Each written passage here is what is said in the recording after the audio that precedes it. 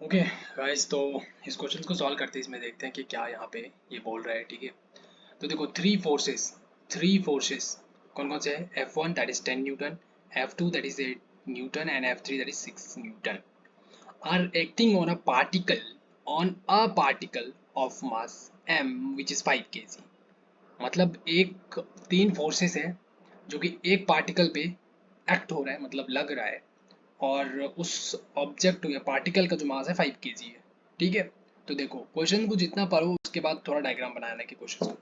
तो ये हमने एक 5 kg का ये एक ऑब्जेक्ट है हमारे पास। यहाँ पे तीन फोर्सेस लगा दिया। अब मैंने ये अलग अलग डायरेक्शन ऐसे क्यों लगाया हूँ, इसका रीजन आगे यहाँ पे पता चल जाएगा। आगे बढ़ते हैं।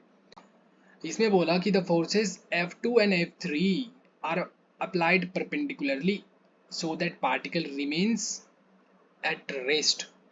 क्या बोला, जो हमारे दो फोर्सेस है ना, क्या बोला, F2 एंड F3। ये F2 हो गया और ये F3, ये परपेंडिकुलर लगाना है इसने बोला। ऐसे देखो, ये परपेंडिकुलर मतलब इसके बीच 90 डिग्री का एंगल।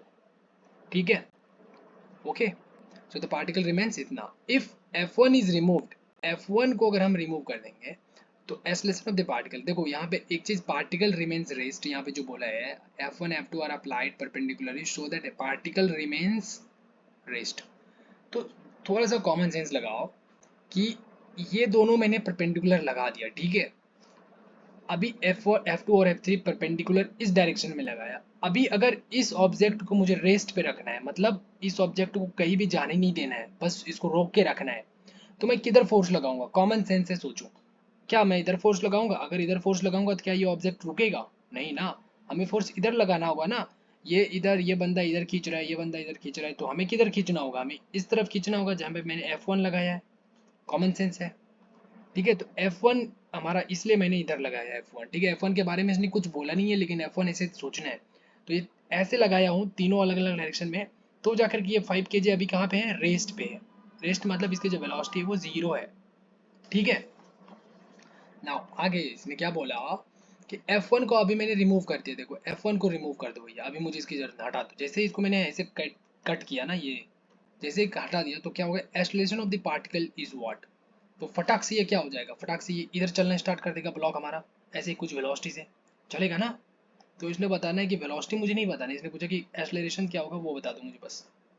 तो मैंने बोला अच्छा, एक्सेलरेशन बताना है तो क्या करना है, हमें फॉर्मूला एक पता है। जब भी एक्सेलरेशन की बात हो, फोर्स दिया हो, मास दिया हो, तो दिमाग में ये फॉर्मूला क्लिक करना चाहिए। F is equal to M A. तो ए हमें निकालना है, ए इज इक्वल टू क्या हो जाएगा? F upon M. एफ मतलब total net force. Net force क्यों बात कर रहा हूँ मैं यहाँ पे? अगर हमारे पास ऐसे एक ऑब्जेक्ट, एक ही फोर्स ऐसे दिया हुआ है, ठीक है, और इसका मास दिया हुआ है, बोलेगा इसका एक्सेलरेशन क्या होगा मुझे बताओ, तो मैं क्या करूंगा? Acceleration is equal to F by M कर दूंगा, हमारा आंसर आ जाएगा। ठीक है, लेकिन मैंने यहाँ पे नेट फोर्स लिखा है या रिजल्टेंट फोर्स। क्यों? क्योंकि यहाँ पे एक से ज़्यादा फोर्सेस है और वो भी अलग अलग डायरेक्शन में है।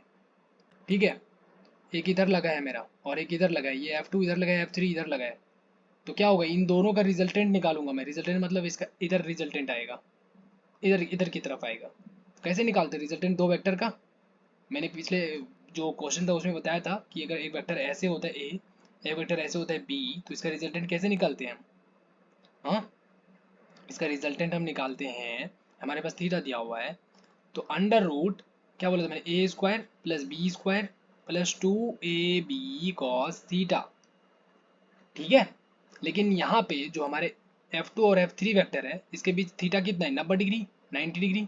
तो कॉस 90 डिग्री क्या होता है? यहाँ पे अगर मैं ये रख दूंगा, ये कॉस 90 डिग्री यहाँ पे इसके जगह पे, क्या होगा? कॉस 90 डिग्री का मान, कॉस जीरो का मान कितना होता है? Cos 0 degree is equal to 1 होता है, कॉस 90 का मान 0।